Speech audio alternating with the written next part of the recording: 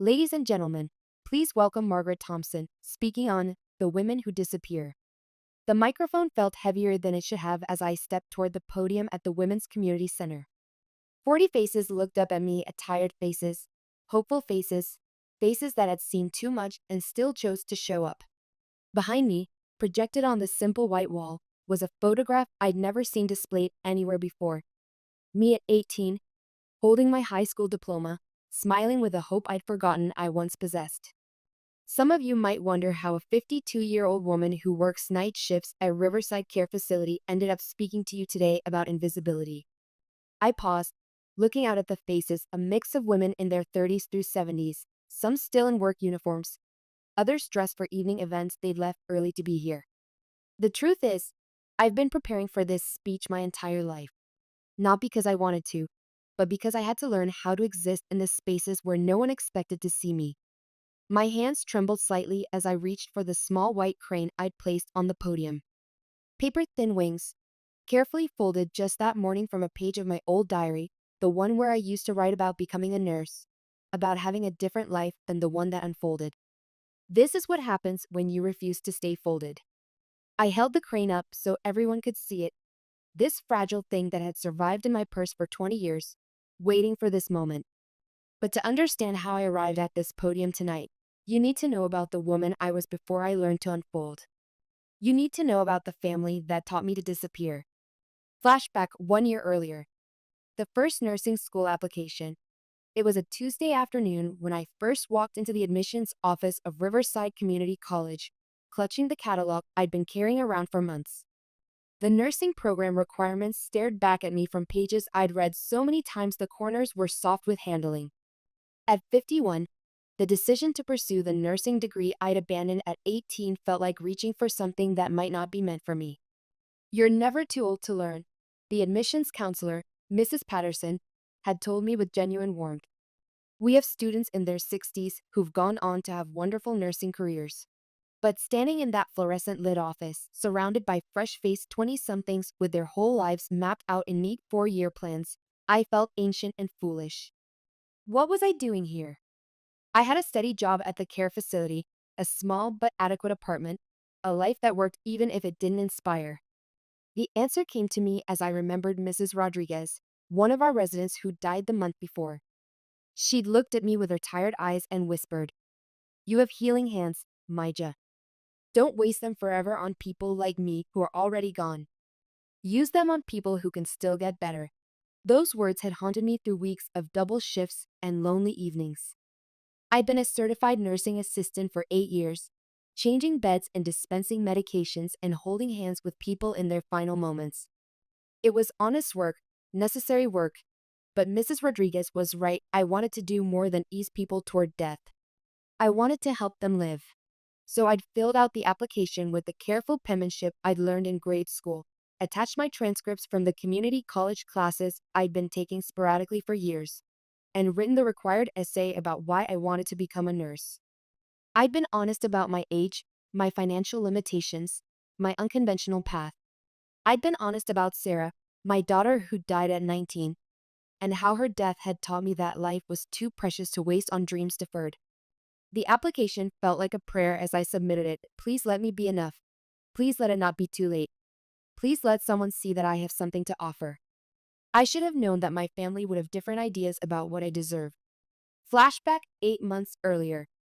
Ashley's medical school acceptance party. The backyard barbecue was in full swing when I arrived, 20 minutes late because my shift at the care facility had run over. Mrs. Chen in room 14 had been crying again, asking for her daughter who never visited, and I couldn't leave her like that. Not when I understood exactly how she felt at the longing for family connection, the confusion when that connection felt more like duty than love. Patricia's pristine lawn stretched before me, decorated with blue and silver balloons, Ashley's medical school colors. The gathering was impressive. Colleagues from Patricia's law firm, members of the country club, city council members, and various other pillars of the community who had come to celebrate the achievement of Robert Thompson's granddaughter. This wasn't just a family celebration, it was a networking event disguised as one. The guest list made me acutely aware of my own isolation. I worked nights, which meant I rarely socialized with colleagues. I lived in a studio apartment, which wasn't exactly conducive to entertaining. My social circle consisted mainly of the elderly residents at the care facility and the handful of other CNAs who worked the graveyard shift. We were good people, hardworking people, but we weren't the kind of people who got invited to Patricia's parties. I clutched the small gift bag in my hands, a stethoscope I'd saved for months to buy, simple but real. Something Ashley could actually use, unlike the decorative medical texts and designer accessories she'd probably received from everyone else. The price tag had made me wince nearly a full day's wages, but I'd wanted to give her something meaningful. Something that said I believed in her dreams even if mine had been repeatedly deferred. Margaret, you made it. Patricia glided toward me in a pale blue dress that probably cost more than my monthly rent. Her smile was bright, automatic, and stopped just short of her eyes. I was beginning to worry the facility might keep you too long. The way she said facility, like it was something distasteful she had to acknowledge. Not your job or work, the facility. As if I were visiting there rather than earning an honest living there. As if my work caring for the elderly was somehow less valuable than her legal briefs and charity board meetings.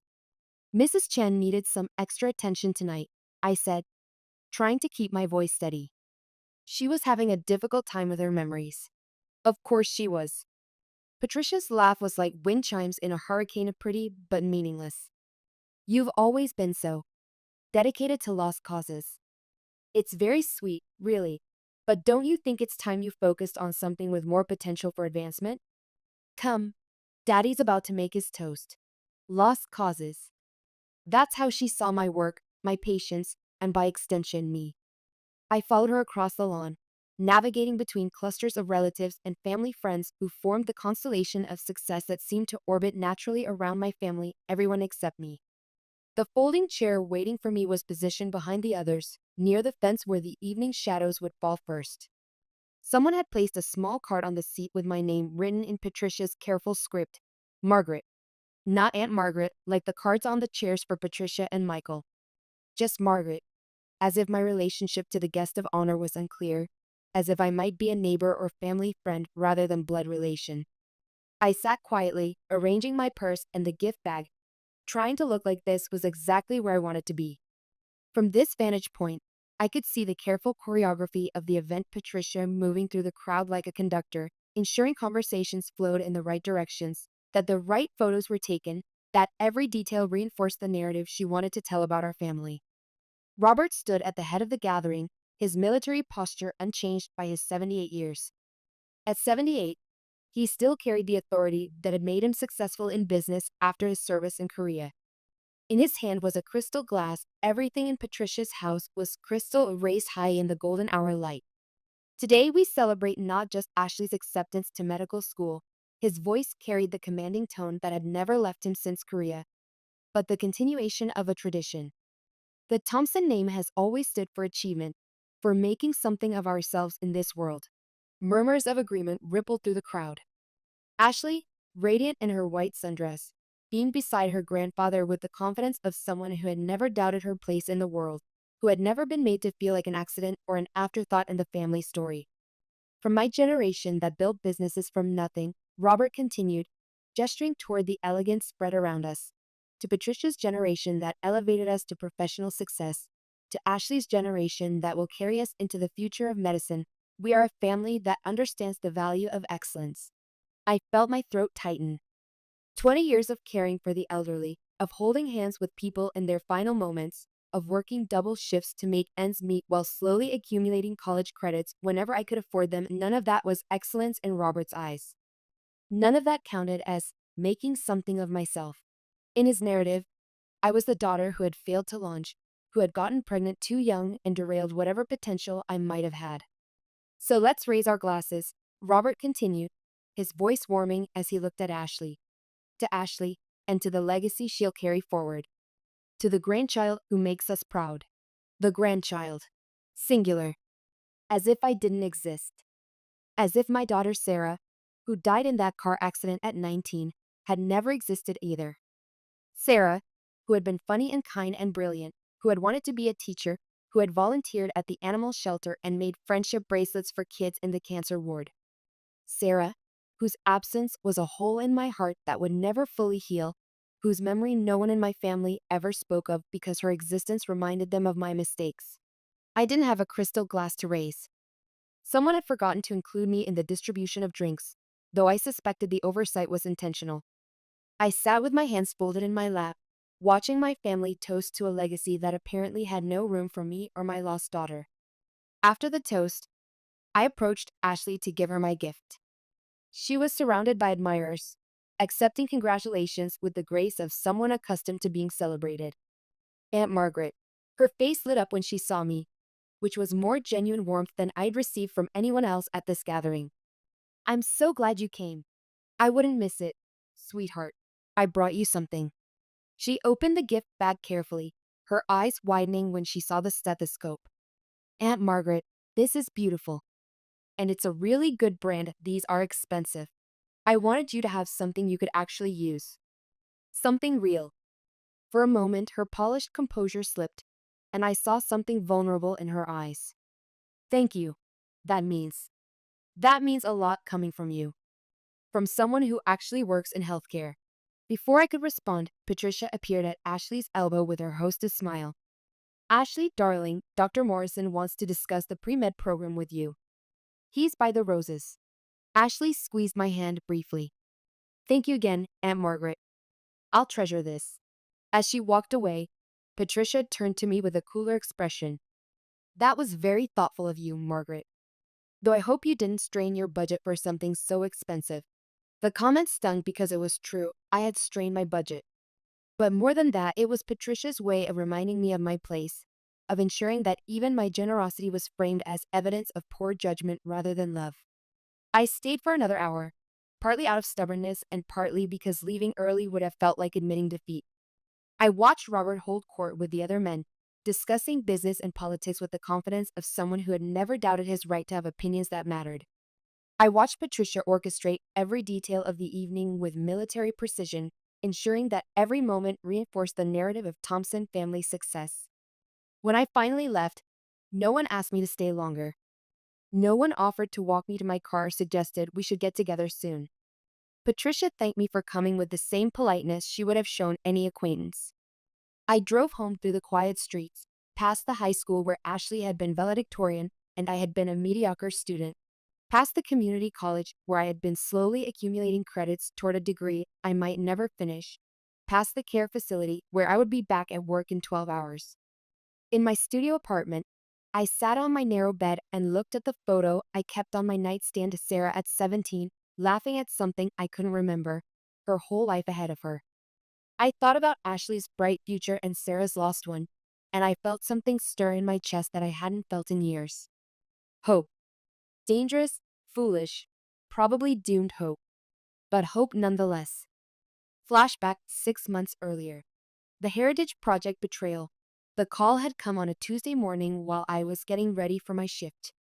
Patricia's voice, bright and businesslike, filled my small apartment kitchen through the speakerphone while I packed my lunch, this same peanut butter sandwich and apple I'd been packing for years because it was cheap, filling, and didn't require refrigeration during my long shifts. Margaret, I hope you don't mind, but I volunteered our family for the Community Heritage Project. You know, the one where they showcase local families who've contributed to the area's development. I balanced the phone between my ear and shoulder while I wrapped my sandwich. That sounds nice, Patricia. What do you need from me? Oh, nothing really. I'll handle all the coordination. The Historical Society just needs family photos, documents, that sort of thing. I have most of what they need already. I just wanted to give you a heads up in case anyone asks you about it. Nothing. She needed nothing from me. Not my story, not my contribution to the family, not even my presence. I should have paid more attention to the careful way she phrased it, should have heard the warning in her casual tone. Will there be some kind of display? I asked, trying to keep my voice light.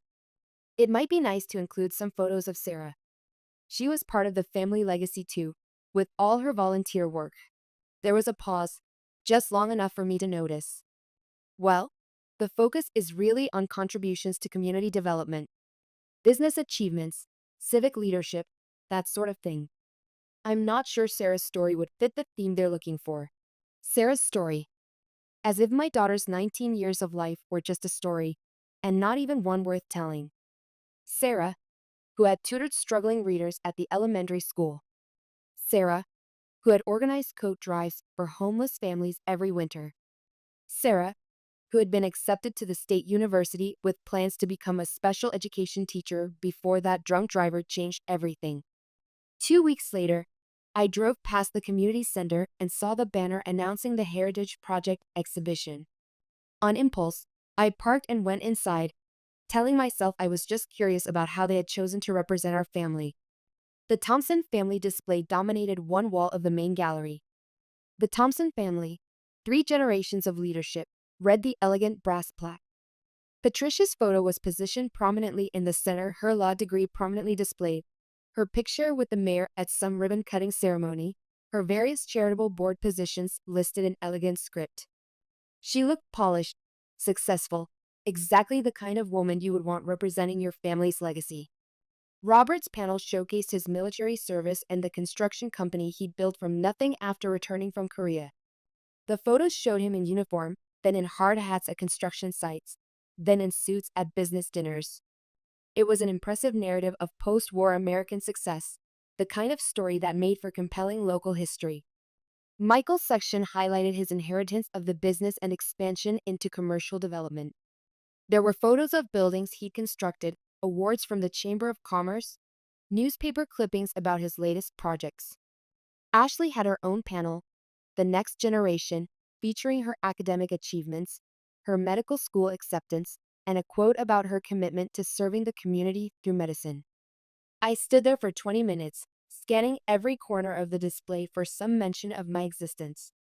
A photo, a timeline entry, even a footnote. Nothing. According to the Thompson Family Heritage Project, I had never been born. Sarah had never existed. 20 years of my life had been edited out of the family story as if they had never happened. The volunteer manning the display, an elderly woman with kind eyes and a name tag reading Ruth, noticed me studying the exhibit intently. "Are you familiar with this family?" she asked with genuine warmth. "Quite impressive, isn't it?" Mrs. Thompson did such a thorough job putting together their materials.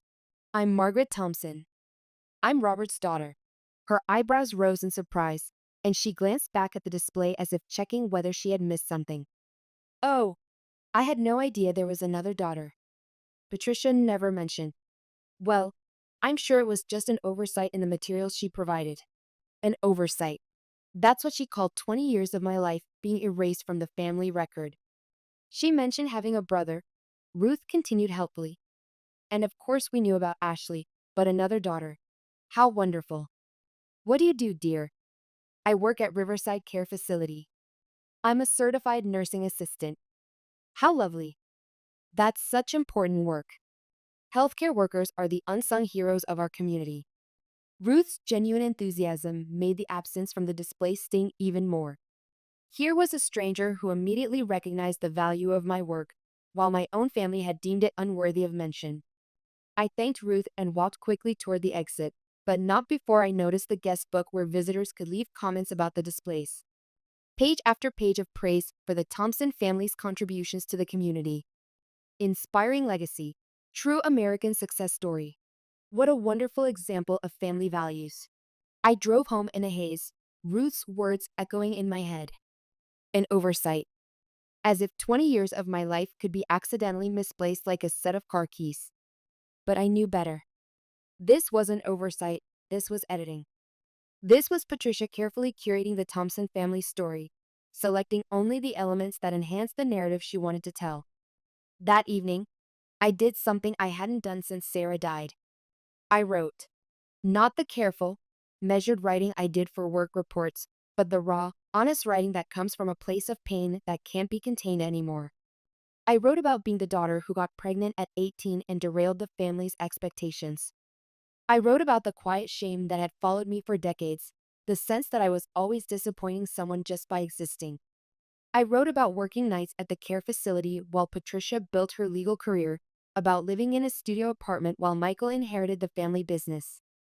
I wrote about Sarah, brilliant, funny, compassionate Sarah who had never been given the chance to become the teacher she wanted to be, whose memory was apparently too uncomfortable for the family to acknowledge publicly. I wrote about the loneliness of grief that can't be shared, of loss that gets edited out of family history because it doesn't fit the narrative of success and achievement. I wrote until my hand cramped and my eyes burned, until I had filled page after page with words I had been swallowing for years. And when I was finished, I felt something I hadn't experienced in decades: the relief of telling the truth, even if no one else would ever read it. I folded the pages carefully and put them in the drawer with my nursing school catalog and the rejection letters that had started arriving with increasing frequency. Flashback 5 months earlier. The nursing school's sabotage discovery. The letter from the state vocational rehabilitation office arrived on a Thursday, and I knew immediately something was wrong. Official letters usually came with thick packets of forms and information. This was a single sheet, folded once. Dear Ms. Thompson, we regret to inform you that your application for vocational training assistance has been denied. After reviewing family financial disclosures and character references, we have determined that you do not meet our program requirements. Family financial disclosures. I had listed myself as financially independent with no family support, but someone had contacted them. Someone had painted a different picture. I called the office the next morning, my hands shaking as I dialed. Ms. Thompson? Yes, I remember your case. The caseworker's voice was sympathetic but professional. I have to say, we don't usually receive such detailed family input on applications. Your sister was quite thorough in her concerns about your stability and commitment. Patricia. Of course it was Patricia. She mentioned some issues with emotional regulation and a history of not following through on commitments. She also provided documentation that your family had already invested significantly in your education and that further funding would be redundant.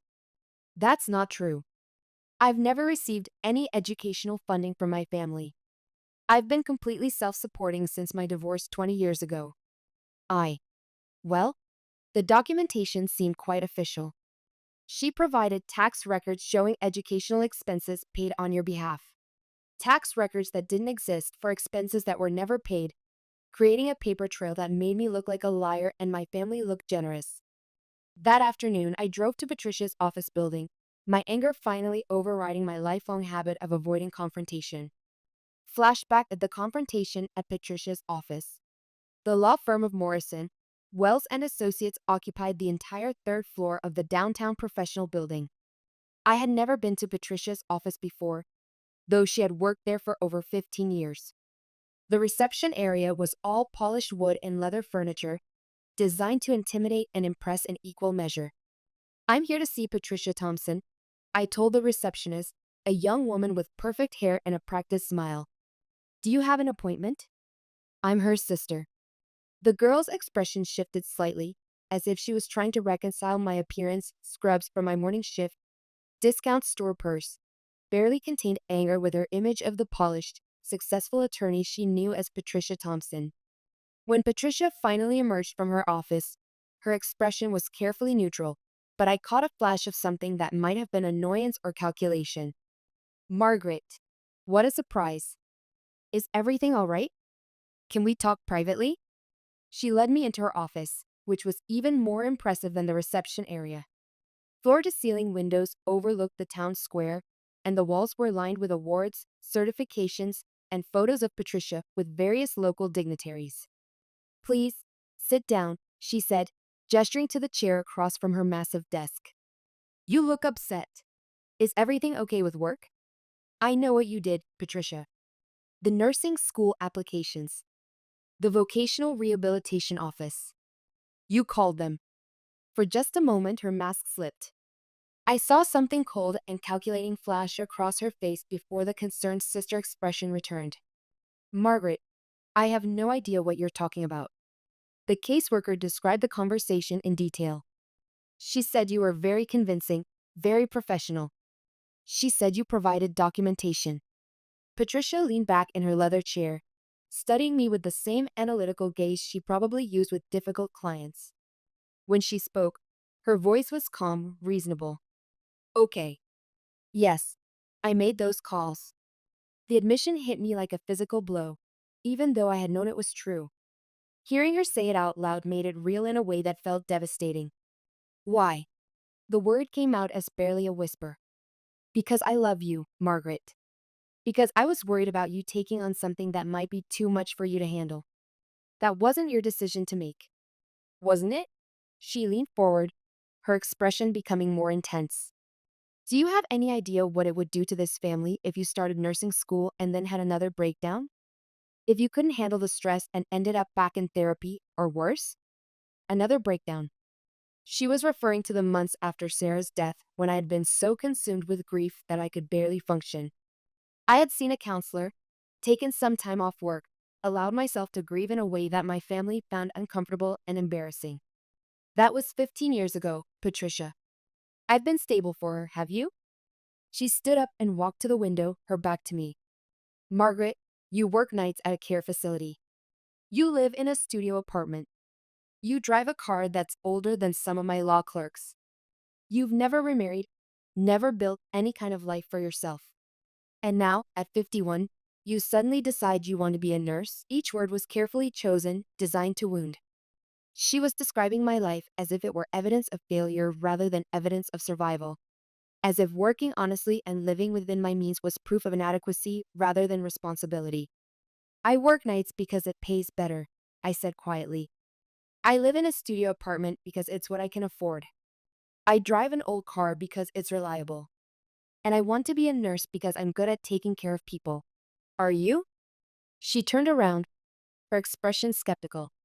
Or are you good at settling for less than you deserve because you've convinced yourself that's all you're worth? The cruelty of it took my breath away.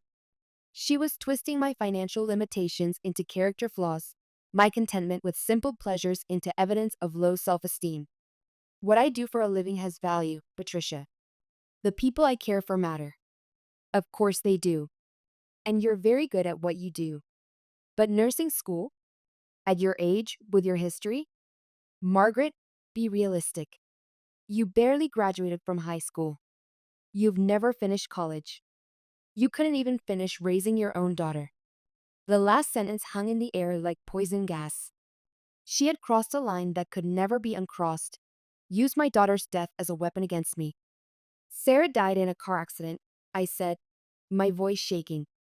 That's not the same as not finishing raising her, isn't it?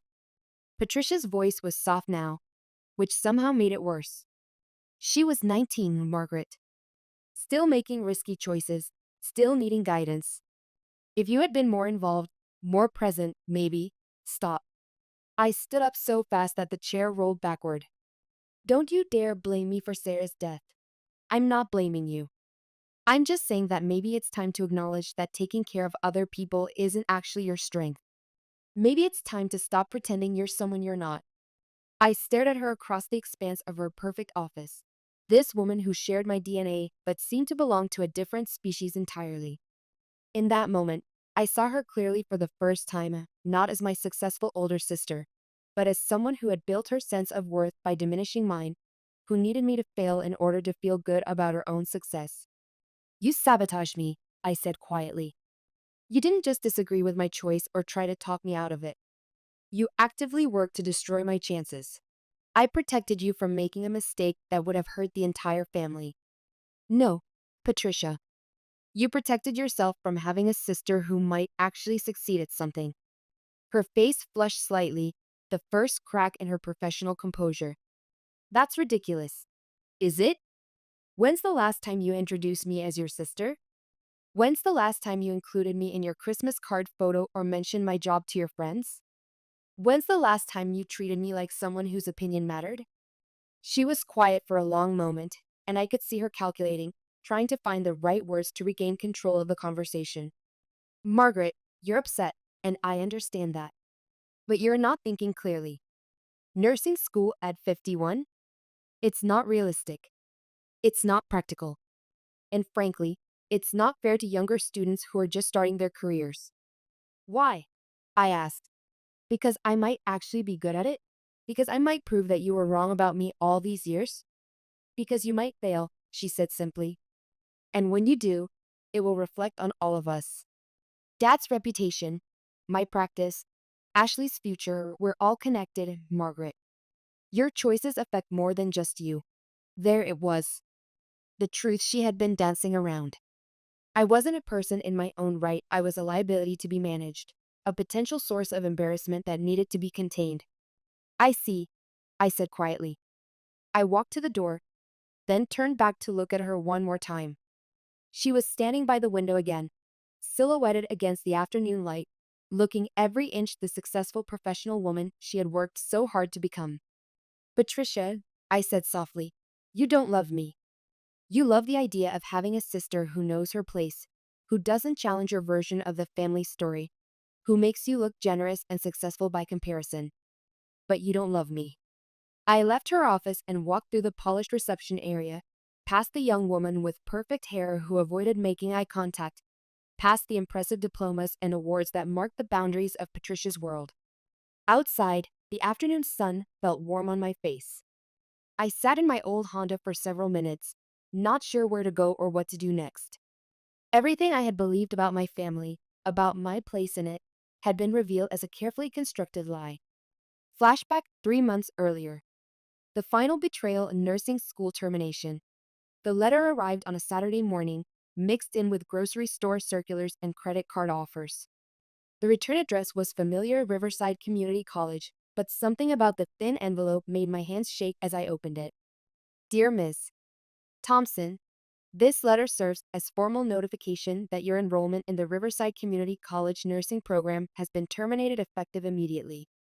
This decision was made following receipt of additional information regarding your personal history and character references. I read the letter 3 times before the words sank in. Terminated. Not suspended, not placed on probation, but terminated.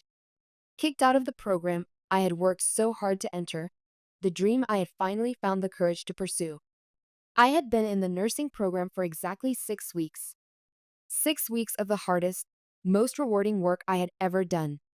6 weeks of 5:30 a.m. anatomy labs and evening clinical rotations. 6 weeks of feeling like I was finally becoming the person I was meant to be. 6 weeks of discovering that I wasn't too old, too behind, or too damaged to master new skills. My instructor, Dr. Linda Chen, had pulled me aside just the week before to tell me I was excelling in the program. You have a natural aptitude for patient care, she'd said. Your life experience gives you insights that our younger students don't have yet. You're going to make an excellent nurse. Now all of that was gone. I called Dr. Chen's direct number with shaking fingers. Dr. Chen, this is Margaret Thompson. I just received a letter saying I've been terminated from the nursing program. I don't understand what happened. There was a long pause. Margaret, I'm so sorry you had to find out this way. I fought against this decision, but I was overruled by the administration. What additional information? What concerns about my character? Another pause. Someone contacted the college with allegations about your work history. They claimed you had been terminated from previous positions for theft, that you had substance abuse issues, that you had made inappropriate advances toward elderly patients. The words hit me like physical blows. Each allegation was not only false, but deliberately crafted to destroy my reputation in the most devastating way possible. That suggested I couldn't be trusted with vulnerable people's belongings. Substance abuse implied I was unreliable and potentially dangerous. Inappropriate advances painted me as someone who would exploit the people I was supposed to care for. Dr. Chen, none of that is true. I've worked at Riverside Care Facility for 8 years with excellent reviews. I've never been terminated from any job. I don't drink or use drugs. And I would never, ever behave inappropriately with a patient.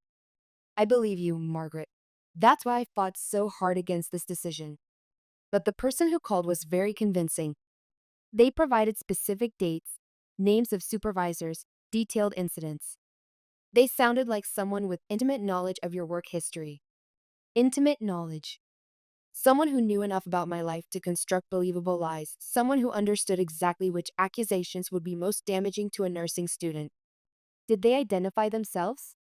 They said they were calling on behalf of your family, out of concern for your welfare and the welfare of future patients. They claimed to have documentation supporting their allegations. Documentation that didn't exist, supporting events that had never happened. But someone had taken the time to create a convincing false narrative, complete with specific details that would make their lies sound credible. Dr. Chen, can you tell me anything else about this person? The caller was a woman, professional sounding, articulate. She seemed very knowledgeable about healthcare regulations and patient safety protocols. She spoke like someone with legal or medical training. Legal training. My stomach dropped as the pieces fell into place. Patricia had done this. Not content with sabotaging my initial applications, she had waited until I was actually in the program, until I had started to believe in myself, until I had begun to hope. Then she had destroyed everything with a precision that spoke of careful planning and intimate knowledge of my vulnerabilities. After I hung up, I sat in my kitchen staring at the termination letter until the words blurred together. 6 weeks of early mornings and late night studying. 6 weeks of clinical rotations where I had finally felt like I was making a difference. 6 weeks of believing that maybe, at 51, I could still become the person I was meant to be. All destroyed by someone who claimed to love me. I called Janet Morrison, my supervisor at the care facility. I needed to hear from someone who actually knew my work, who could confirm that I wasn't the person Patricia had painted me to be. Janet, I need to ask you something, and I need you to be completely honest with me. Have you ever had any concerns about my work performance? Any issues with my reliability or conduct with patients? Margaret, what's wrong? You sound upset. Please just answer the question. Of course not. You're one of our best CNAs.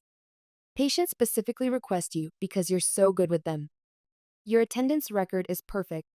Your reviews are excellent. Margaret, what's happening? I told her about the nursing program, about the allegations, about the termination. Janet listened in stunned silence. That's insane, she said when I finished. Margaret, none of that is true. Not even close to true. You're one of the most ethical, compassionate caregivers I've ever worked with. Who would make up such horrible lies about you? Someone who wants me to fail. Is there anything I can do? Any way I can help you fight this? I don't think so. But thank you for confirming that I'm not losing my mind. That night, I sat in my small apartment and faced the truth that had been building for months. My family, the people who were supposed to love and support me, had systematically worked to prevent me from succeeding. They had used their professional credentials and social connections to paint me as unstable, unreliable, and dangerous. They had stolen my dreams not once but repeatedly, each time with increasing sophistication and cruelty. But something else was becoming clear. The more desperate they became to stop me, the more threatened they felt by the possibility of my success. And that gave me a strange kind of power I had never recognized before.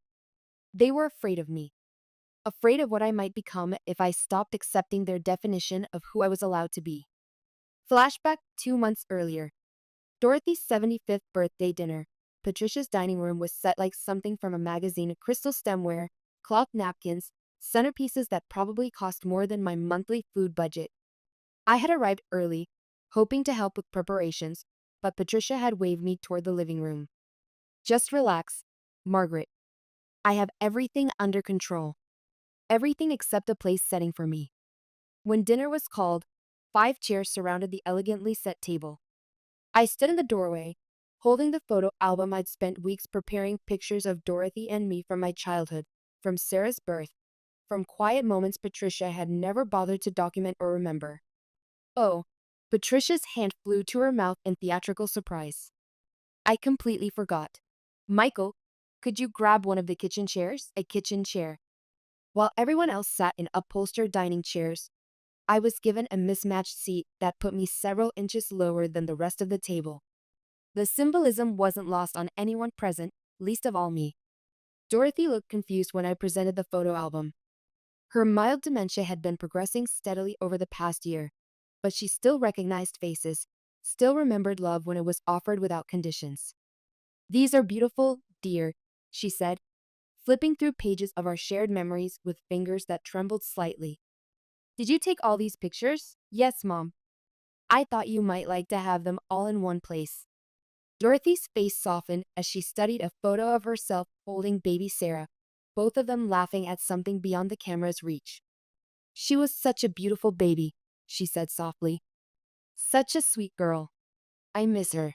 The table went quiet. Sarah's name was rarely spoken in family gatherings, as if mentioning her might remind everyone of the messy complications that didn't fit their success narrative.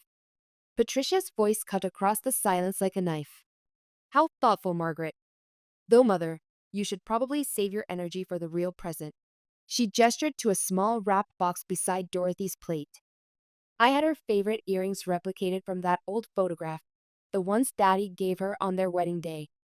They're real diamonds this time. Real diamonds. As opposed to my fake memories, my worthless sentimentality. The implication hung in the air like smoke that my handmade gift was somehow less valuable than Patricia's expensive gesture, that my time and effort counted for less than her money. Dorothy opened the elegant box and gasped appropriately at the sparkling studs. Oh, Patricia, they're lovely. Just like the ones from the photograph. I had them made by Tiffany, Patricia said with satisfaction. I wanted them to last. The photo album was forgotten, pushed aside to make room for dessert plates. Dorothy fastened the earrings with Patricia's help, admiring herself in the reflection of a silver serving spoon while the family praised Patricia's thoughtfulness and generosity. After dinner, as I helped clear the table, I found my gift abandoned on the sideboard. Someone had closed the photo album without looking through it completely, and when I opened it, I saw that several photos had fallen out and been left scattered beside the forgotten gift. One photo caught my eye: Sarah at 16, sitting with Dorothy in the garden behind my old house, both of them bent over a crossword puzzle. Dorothy's hair was still full and dark, and Sarah was laughing at something her grandmother had said. It was a moment of pure connection, uncomplicated by the tensions that would later divide our family. I slipped the photo into my purse along with the abandoned album. If Dorothy's memory was fading, at least I could preserve the evidence of the love we had shared, even if no one else valued it. Margaret? Dorothy appeared beside me, moving with the careful steps of someone no longer sure of her balance. Thank you for the pictures, dear. They reminded me of things I thought I'd forgotten. I'm glad you liked them, Mom. She lowered her voice, glancing around to make sure we weren't overheard. Sometimes I get confused about things, but I remember you taking care of me. I remember you being kind when I was scared. That matters more than earrings. Her words hit me like a gentle benediction, a reminder that love didn't always need to be performed for an audience to be real. Flashback 1 month earlier. Finding my voice. The flyer was pinned to the bulletin board at the Women's Center, almost hidden behind notices for job training programs and support groups. Speakers wanted. Women's Stories of Resilience. Monthly Community Forum. Share your journey of overcoming obstacles. I stood in the hallway for 10 minutes, reading and rereading those simple words. Speakers wanted. For 51 years, I had been the woman who listened, who supported, who facilitated other people's voices while keeping my own carefully modulated and small. Are you interested in this speaking program? I turned to find a woman about my age watching me with kind eyes. She had the look of someone who had seen difficulties and come through them stronger, not broken. I'm not sure, I said honestly.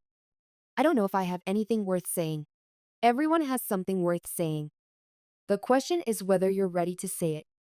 She extended her hand. I'm Dr. Elena Martinez. I coordinate the speakers program. Margaret Thompson. I work at Riverside Care Facility. Healthcare worker. I bet you have stories that would inspire people. Not those kinds of stories. More like family stories. Difficult family stories. Elena's expression shifted, becoming more interested. Some of our most powerful speakers have been women dealing with family dysfunction. There's something particularly painful about being hurt by the people who are supposed to love you. I found myself nodding. It is. Because you keep thinking that if you just try harder, if you just be better, they'll eventually see your worth. And when that doesn't work, you start to believe that maybe they're right.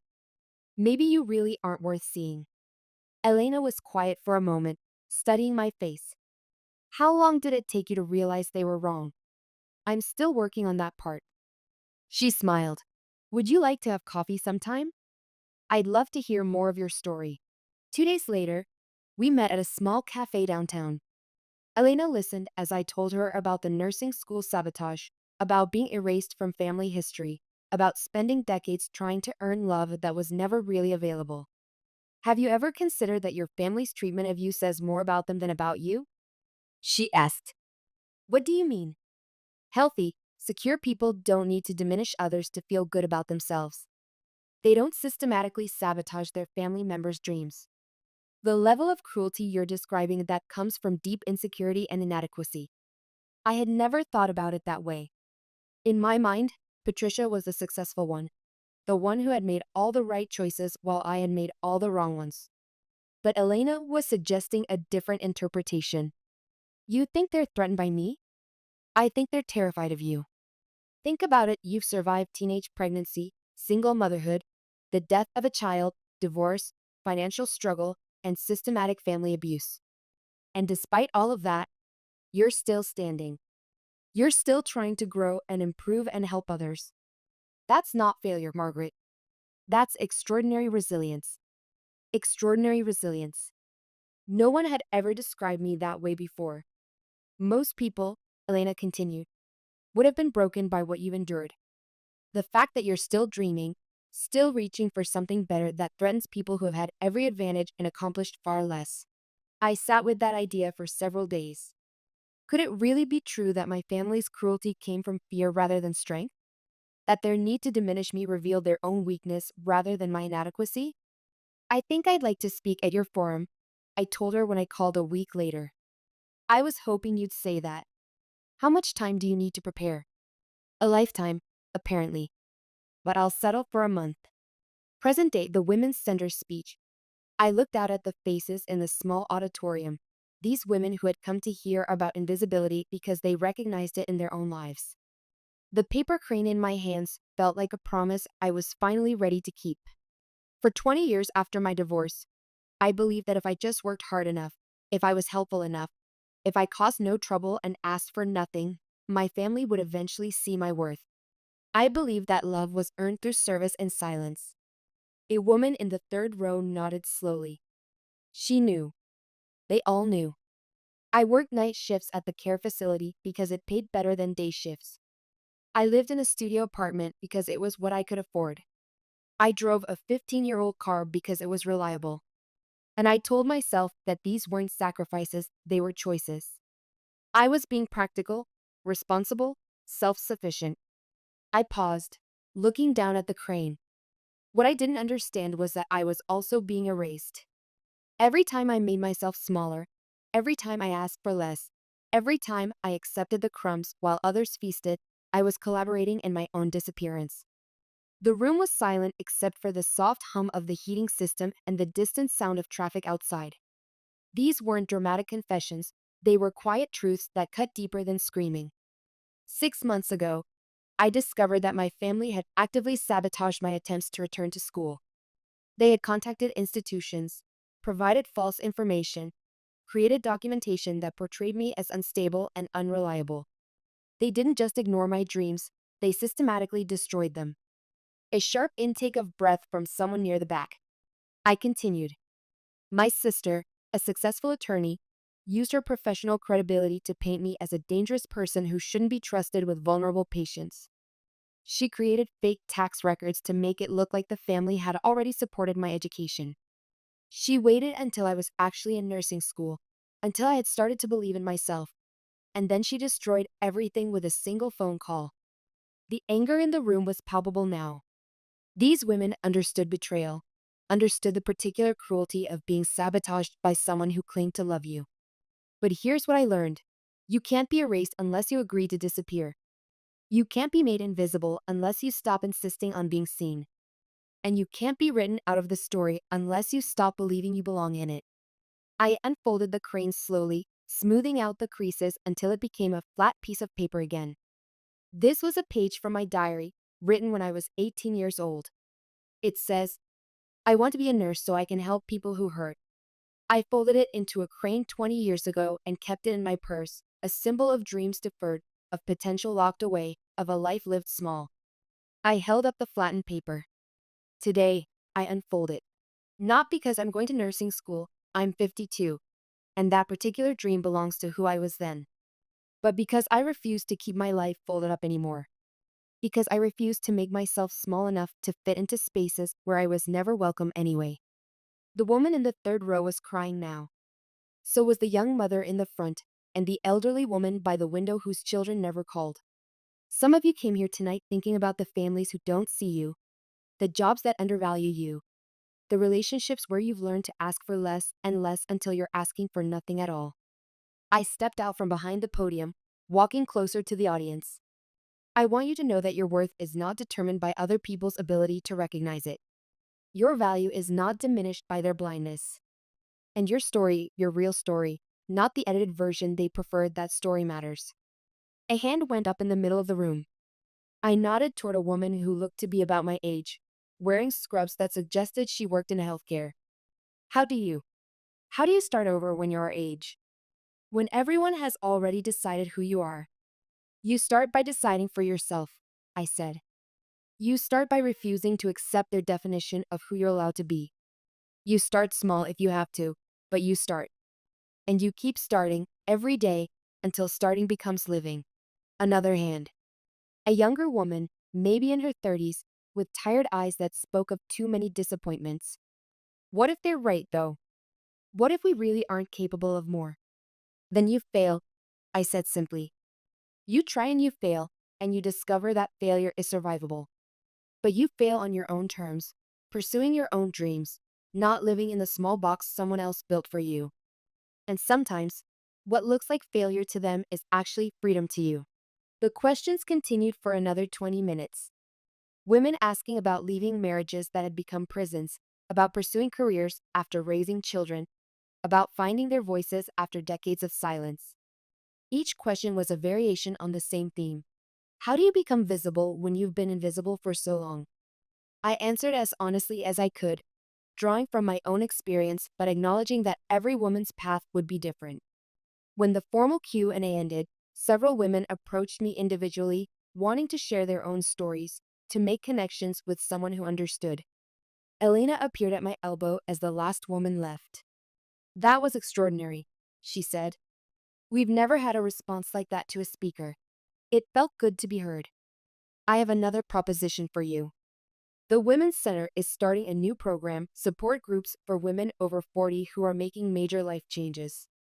We need someone to facilitate them, someone who really understands what these women are going through. The position comes with a small salary and benefits. Would you be interested? I looked around the small auditorium where I had just told my story to 40 strangers who had become, in the space of 2 hours, something like a chosen family. Yes, I said without hesitation. I would be very interested. Epilogue 6 months later. The new life, the apartment is still small, the car still old, but everything else has changed in ways I couldn't have imagined 6 months ago. The Women's Center became my second home, then my primary workplace when I left the care facility to become a full-time program coordinator. The support groups I facilitate have grown from 1 to 4, serving women who are leaving marriages, changing careers, going back to school, starting businesses, or simply learning to put themselves first for the first time in their lives. The work pays less than my nursing assistant job, but it feeds my soul in a way that makes the financial sacrifice worthwhile. I wake up every morning excited about the women I'll meet with, the breakthroughs they'll experience, the courage they'll find to change their lives. My relationship with my family has shifted in ways that feel both sad and liberating. My phone rings less frequently with family obligations disguised as invitations. When it does ring, I've learned to decline politely but firmly. I'm sorry, but I have other plans. I don't explain what those plans are or justify why they're more important than whatever family event I'm being summoned to attend. The guilt that used to follow me through my days has been replaced by something I'm still learning to name. Not happiness exactly, but a kind of peaceful self-possession, a sense that I am finally living my own life rather than the one others designed for me. 3 months ago, Ashley called. Not Patricia, not Robert, but Ashley herself. Aunt Margaret? I heard about your speech. Someone posted a video online, and I watched it. I didn't know about the nursing school thing, about any of it. I'm sorry. I sat in my new office at the Women's Center, looking out at the small garden where some of our group members had planted flowers, and felt something I hadn't experienced in years. Hope for the next generation. Thank you for calling, Ashley. That means a lot. Could we? Could we maybe have coffee sometime? Just us. I'd like to hear more about your work. And about Sarah. No one ever talks about her, but I found some pictures, and I realized I don't really know anything about my cousin. We met the following week at the same cafe where Elena and I had our first conversation. Ashley looked different somehow, less polished, more uncertain, but also more real. I broke up with my boyfriend, she told me after we'd ordered our coffee. He was pre-med too, and everyone thought we were perfect together. But I realized I was dating him because he looked good on paper, not because I actually liked him. How did your parents react? Mom thinks I'm having some kind of crisis. She scheduled me an appointment with a counselor to help me refocus on my goals. Ashley made air quotes around the phrase. But they're not my goals, Aunt Margaret. They're hers. I recognize the fear in her voice, the uncertainty that comes with questioning everything you've been taught to believe about yourself and your future. What are your goals? I asked. I think I want to be a teacher. Elementary school. I know it doesn't pay as much as being a doctor, and I know it won't make Grandpa as proud. But when I volunteer at the Literacy Center, I feel like myself in a way I never do in my pre-med classes. Then be a teacher. It's not that simple. There's the money they've spent on my education, the expectations, the disappointment. Ashley, I interrupted gently. Whose life is it? She was quiet for a long moment, stirring sugar into her coffee with unnecessary focus. When she looked up, her eyes were bright with unshed tears. I used to think I was lucky to have such a successful family, such clear expectations for my future. But watching that video of your speech, I realized that maybe I'm just as trapped as you were, just in a different way. The cage might be prettier, I said, but it's still a cage. How do you break out without destroying everything? You accept that some things need to be destroyed. The version of you that they created, the dreams they imposed, the identity they built around their expectations rather than your authentic self. You destroy those things to make room for the person you actually are. Ashley nodded slowly, and I could see her processing this idea, testing it against her own experience. Will you help me? She asked. I don't know how to disappoint people. I don't know how to want things that aren't on the approved list. I'm still learning those things myself, I said. But yes, I'll help you. We've been meeting for coffee every 2 weeks since then. Ashley is slowly finding the courage to change her major, to pursue her own dreams instead of the ones that were chosen for her. It's not easy. There have been tears, arguments with Patricia, threats to cut off financial support. But there's also been relief, excitement, a growing sense of authenticity that she's never experienced before. Last week, she brought me a paper crane she had folded from a page of her pre-med textbook. I decided I don't need to keep everything just because someone else thought it was important, she explained. I keep that crane on my desk at the Women's Center, next to the flattened page from my old diary and a photo of Sarah that I finally had the courage to frame and display. They remind me that transformation is possible at any age, that it's never too late to unfold yourself and discover who you were meant to be.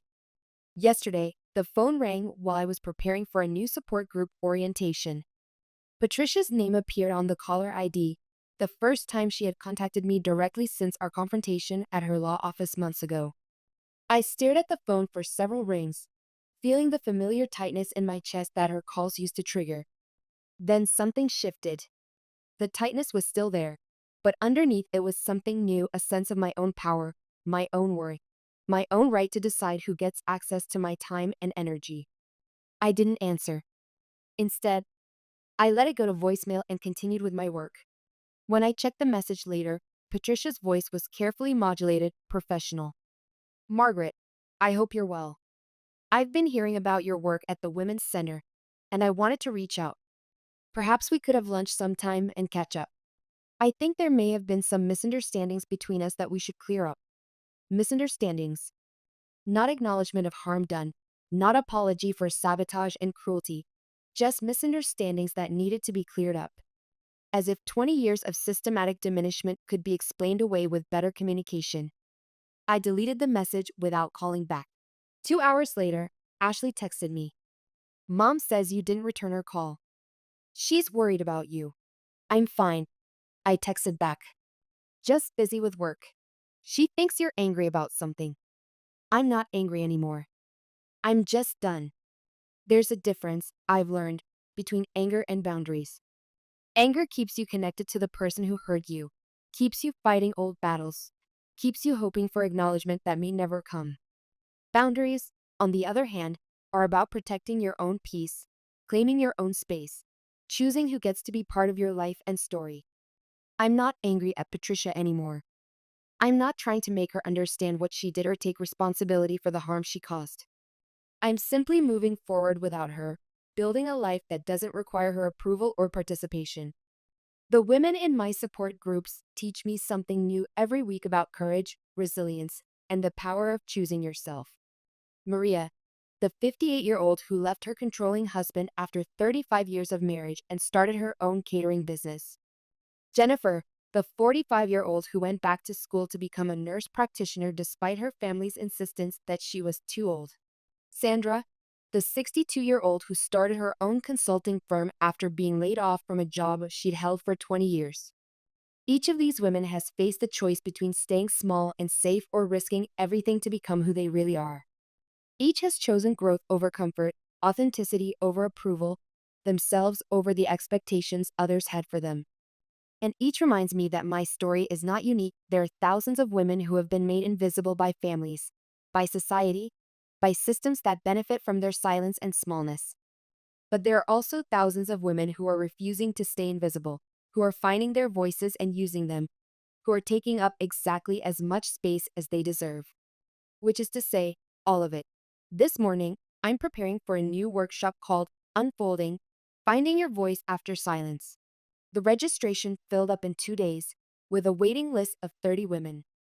The demand tells me something I already knew from my own experience. There are so many of us out there, women who have been taught to fold ourselves into convenient shapes, who have learned to make ourselves small enough to fit into spaces that were never designed for our full selves. But we're learning to unfold. We're learning that our voices matter, that our dreams have value, that our stories deserve to be told. We're learning that the opposite of invisibility isn't fame or recognition or family approval. The opposite of invisibility is simply refusing to disappear. I keep the original paper crane on my desk at home now, the one I folded 20 years ago from my diary page about wanting to be a nurse. It's unfolded but not destroyed, smoothed flat but still carrying the memory of being creased and contained. It reminds me that even dreams that seem broken can be opened up again, examined in the light, found to be more resilient than anyone imagined. Last night, I wrote in my journal for the first time in years. Not the careful, measured writing I used to do when I was trying to be the person others wanted me to be, but the raw, honest writing that comes from finally knowing who I am. I am Margaret Thompson, I wrote. I am 52 years old.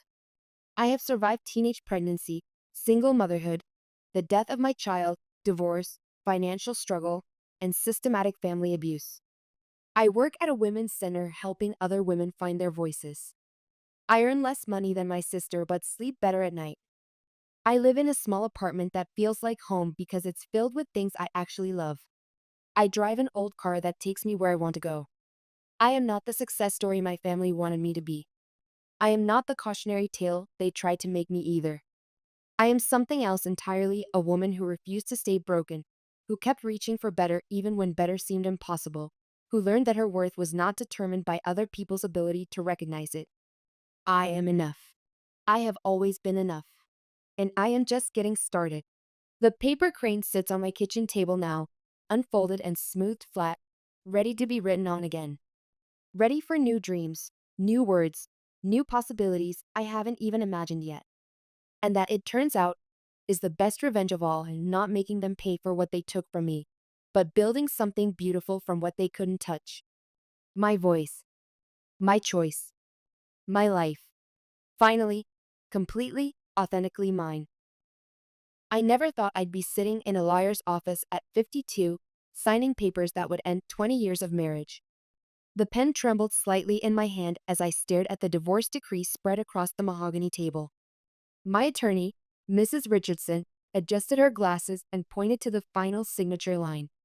Once you sign this, Emily, there's no going back. No going back. The words echoed in my mind as I thought about how I'd gotten here. It wasn't just David's affair or the mounting debt he'd hidden from me. It was the moment 3 weeks ago when my sister Jennifer had done something so presumptuous, so typically Jennifer, that it crystallized everything wrong with my life, how everyone, even my own family, saw me as someone who needed to be managed, guided, saved from herself. The pen hovered over the paper. 20 years of marriage, reduced to signatures and legal jargon. But somewhere in my chest, beneath the fear and uncertainty, I felt something I hadn't experienced in decades, the faint flutter of possibility. Mrs. Hartwell? Mrs. Richardson's voice brought me back to the present. I signed my name with deliberate strokes. Emily Margaret Hartwell. Not Emily Hartwell Morrison anymore. Just Emily. Flashback 3 weeks earlier, the knock on my apartment door came at exactly 9:30 in the morning, which meant it could only be Jennifer. My sister had always been punctual to a fault, especially when she was about to meddle in my life. I opened the door to find her standing there with that familiar expression, part concern, part barely contained exasperation, holding a manila envelope and wearing her "I'm here to fix your life" smile. Emily, darling, you look terrible. She brushed past me into the small one-bedroom apartment I'd been renting since David and I separated. Her eyes swept the space with undisguised disapproval, taking in the second-hand furniture and the stack of legal documents on my kitchen table. Good morning to you too, Jennifer. I closed the door and braced myself. My sister never visited without an agenda. She set the envelope on my coffee table with the ceremony of someone presenting a gift. I've done something wonderful for you. My stomach clenched. Jennifer's idea of wonderful rarely aligned with mine. The last time she'd done something wonderful, she'd signed me up for a grief counseling group without asking, 3 months after Mom's funeral. What did you do? I asked, though I wasn't sure I wanted to know. She opened the envelope with flourish, pulling out what looked like an official program. The Willow Creek Community Center is hosting a charity concert next month. Voices of hope for women going through life transitions. Divorce support, widow assistance, that sort of thing. Her eyes sparkled with self-satisfaction. I registered you to perform. The words hit me like cold water. You did what? Don't look at me like that. Emily, you have such a beautiful voice, and you've been moping around this depressing little apartment for months. This is exactly what you need. A chance to get back out there. To remember who you are beyond being David's wife. I stared at the program. There it was, printed in neat black letters. Emily Hartwell, solo vocal performance. Scarborough Fair, 7:30 p.m. slot. Jennifer. My voice came out smaller than I intended. I haven't sung in public in 20 years. Exactly my point. She sat down on my couch as if the matter were settled. Remember how you used to sing in that little folk group in college? You were brilliant. Mom always said you had the prettiest voice in the county. The mention of our mothers sent a familiar ache through my chest. Mom had been gone for 2 years now, and there were still moments when I reached for the phone to call her, forgetting she wouldn't answer. That was a lifetime ago, I said. I'm not that person anymore. Says who? Jennifer's voice took on that gentle but firm tone she used when she thought she knew what was best for me. Just because you spent 2 decades being someone's wife doesn't mean you stop being yourself. The performance is in 3 weeks, Jennifer continued. That gives you plenty of time to practice. I even requested your mother's favorite song, that lullaby she used to sing to you when you were little. My hands began to shake. You told them about Mom's lullaby? Well, yes. I thought it would be perfect. Meaningful, a way to honor her memory while stepping into your new life. I set the program down carefully, afraid that if I held it any longer, I might tear it in half. Jennifer, you can't make decisions like this for me. I'm not a child. Her expression softened, and for a moment, I saw genuine concern in her eyes. I know you're not. But Emily, you've been drifting since the separation. You barely leave this apartment except for work. You don't see friends. You don't do anything for yourself. I'm worried about you. So you signed me up to sing in front of strangers without asking me first? Sometimes we need a push to do the things that are good for us. She reached over and squeezed my hand. Trust me on this one. You need this. After she left, I sat alone with the program spread out on my coffee table. The apartment felt smaller somehow, pressing in around me like Jennifer's expectations always did. I walked to my bedroom closet and pushed aside the hanging clothes until I found the old showbox tucked in the back corner. Inside were remnants of who I used to be. Concert programs from my college folk trio, a cassette tape labeled "For Emily I Love," Mom in my mother's careful handwriting, and a photograph of Mom and me at my college graduation, both of us laughing at something off camera. I held the cassette tape up to the light. Mom had made it for me during my freshman year when I was homesick and struggling with my music theory classes.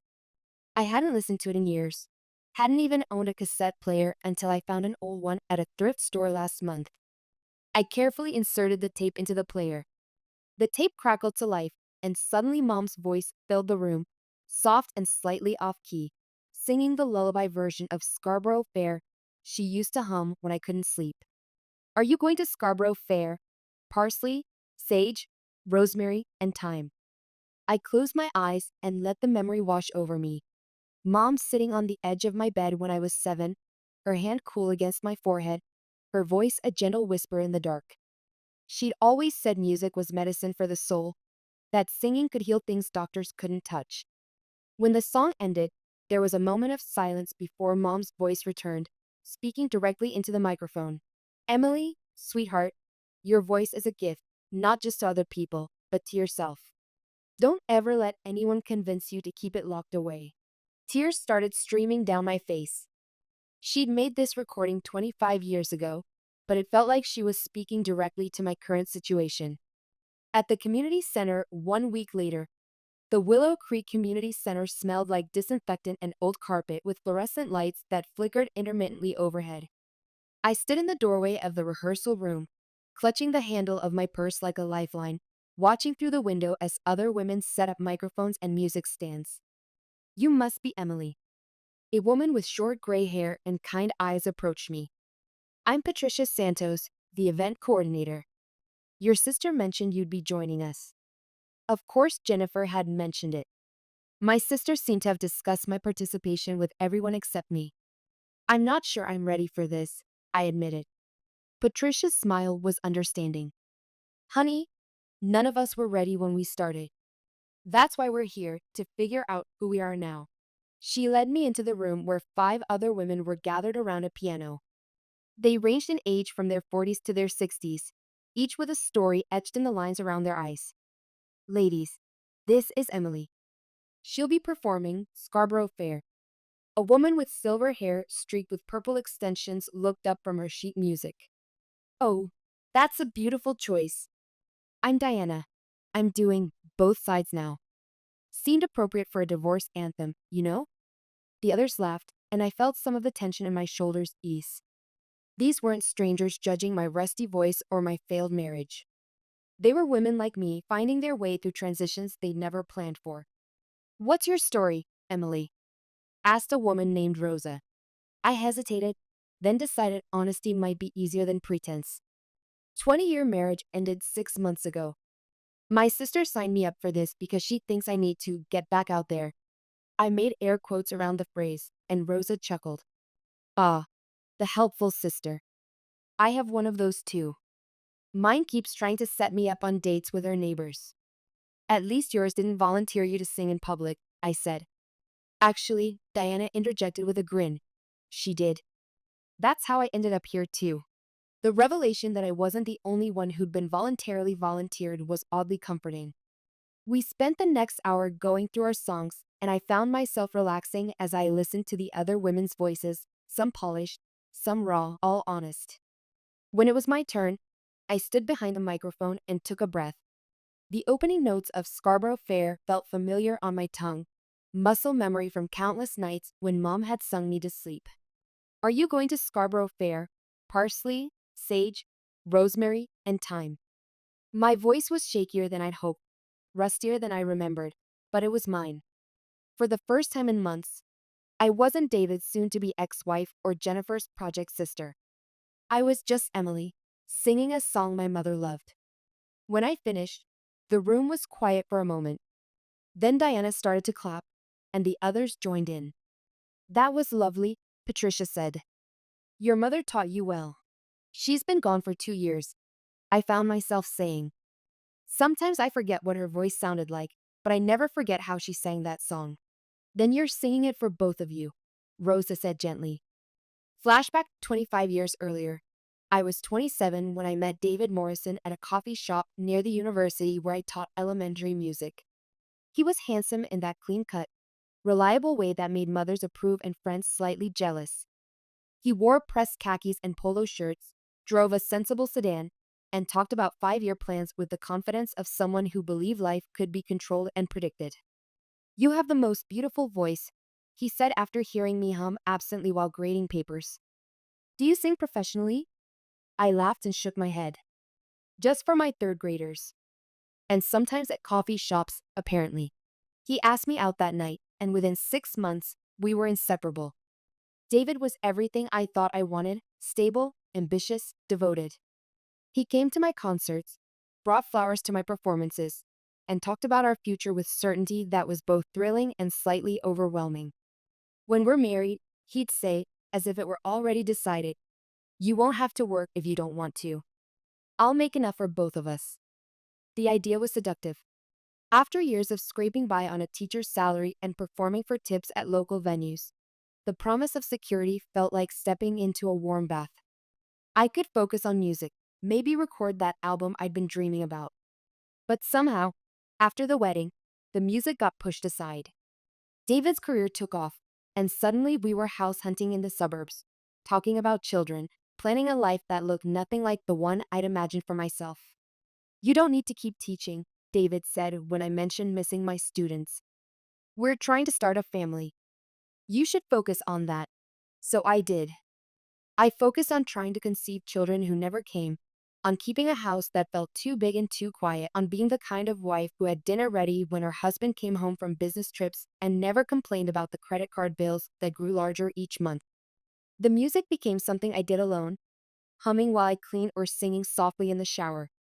David would smile indulgently when he caught me, the way you might smile at a child playing make-believe. My little songbird, he'd say, and somehow the endearment felt more like diminishment than affection. By the time I realized I'd traded my voice for security, it seemed too late to ask for it back.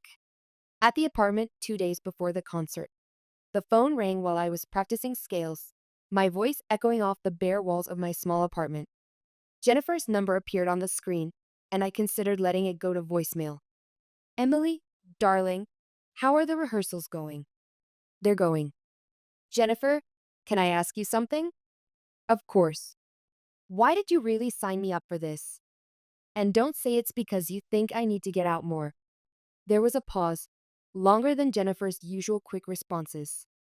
When she spoke again, her voice was quieter, less certain than usual. Do you remember Mom's last birthday?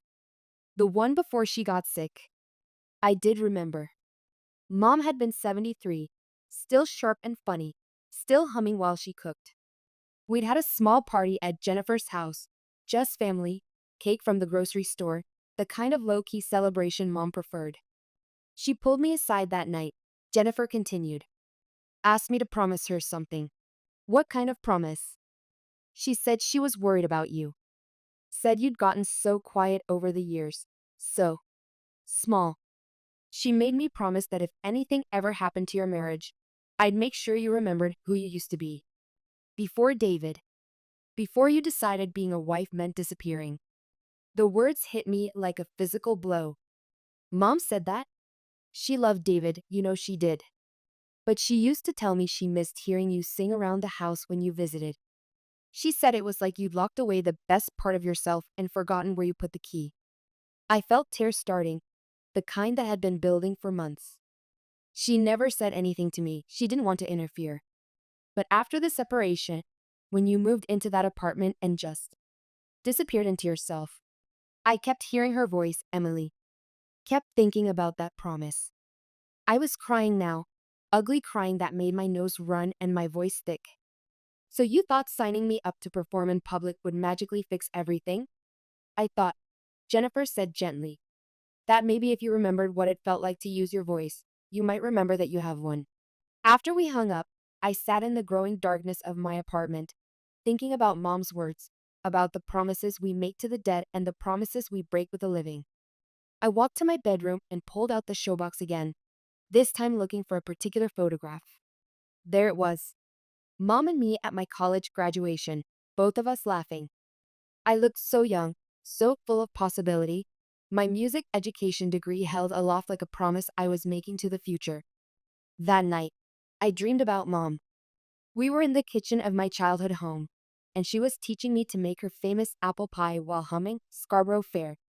You know, Emily, Dream Mom said, sometimes the scariest thing and the right thing are the same thing. I woke up with the taste of apples in my mouth and Mom's voice still echoing in my ears. The morning of the I woke before dawn on the day of the concert, my stomach churning with a mixture of anticipation and terror. The blue dress I'd chosen, simple, elegant, the same shade as Mom's favorite sweater, hung on my closet door like a question mark. I spent the morning going through my usual routines with unusual care as if precision in small things might somehow ensure success in the larger endeavor. Coffee brewed to the perfect strength, toast cut diagonally the way Mom used to do it, hair brushed until it shone. At noon, my phone buzzed with a text from Jennifer. Break a leg tonight, Mom would be so proud. For once, my sister's presumption didn't irritate me. She was right.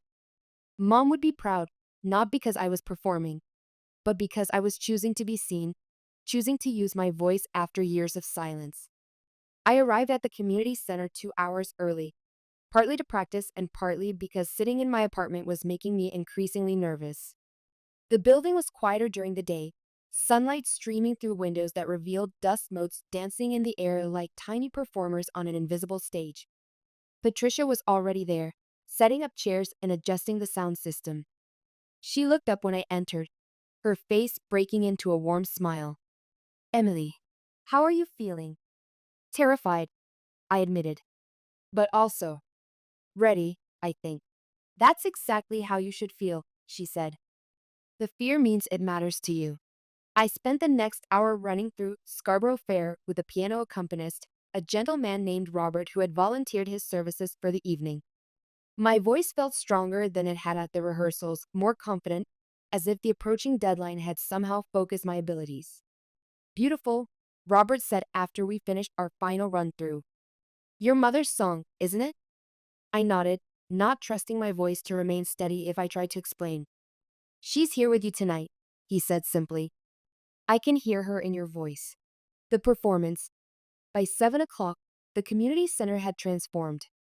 What had seemed like a modest space during rehearsals now felt intimate and warm, filled with folding chairs that held an audience of perhaps 60 people, mostly women, mostly middle-aged, all of them there because they understood something about starting over. I watched from backstage as the other performers took their turns. Diana's rendition of Both Sides Now brought tears to several eyes in the audience. Rosa's powerful voice filled the room with a Spanish lullaby her grandmother had sung to her. Margaret's guitar work on Fire and Rain was flawless, her voice carrying decades of experience and wisdom. And then Patricia was introducing me. Our final performer tonight is Emily Hartwell, who is rediscovering her musical voice after 20 years of marriage. She'll be performing Scarborough Fair, a song that holds special meaning for her family. I walked onto the small stage, my legs steadier than I'd expected. The lights were bright enough that I couldn't see individual faces in the audience, which was probably a blessing. I sat on the stool next to Robert's piano, adjusted the microphone, and looked out at the sea of shadows. This song was my mother's favorite, I said, my voice carrying clearly through the small space. She used to sing it to me when I was little, and I'd like to sing it for her tonight, and for anyone else who needs to remember that our voices matter, no matter how long we've kept them quiet. Robert played the opening notes, gentle and familiar. I closed my eyes, took a breath, and began to sing. Are you going to Scarborough Fair? Parsley, sage, rosemary, and thyme. The words came easily, muscle memory and heart memory combining to create something that felt both ancient and immediate. I wasn't singing to the audience. I was singing to mom, to the woman I used to be, to the woman I was becoming. Remember me, to one who lives there. She once was a true love of mine. As I sang, I thought about the woman in the song, asking someone else to carry messages to a lost love. But maybe that's what I was doing too, carrying a message from my mother to myself, a reminder that love doesn't end with death, that voices can be inherited and passed on. The song built slowly, my voice growing stronger with each verse. I could feel the attention of the audience, not as judgment but as witness, people who understood what it meant to find courage in the midst of loss. Tell her to make me a cambric shirt, parsley, sage, rosemary, and thyme. The impossible tasks in the song, making a shirt without seams, plowing land with a leather horn, they weren't really impossible at all. They were metaphors for the things we think we can't do until we discover we can. Like singing in public after 20 years of silence. Like starting over at 52. Like believing your voice still matters. When I reached the final verse, my voice was clear and strong, filling the small space with something that felt like prayer, like blessing, like homecoming. Then she'll be a true love of mine. The last note hung in the air for a moment before dissolving into silence. Then, slowly, the applause began. Not polite, obligatory clapping, but genuine appreciation from people who recognized authenticity when they heard it. I opened my eyes to find the audience on their feet, their faces no longer hidden in shadow. I could see Jennifer in the third row, tears streaming down her cheeks, her expression a mixture of pride and something that might have been relief.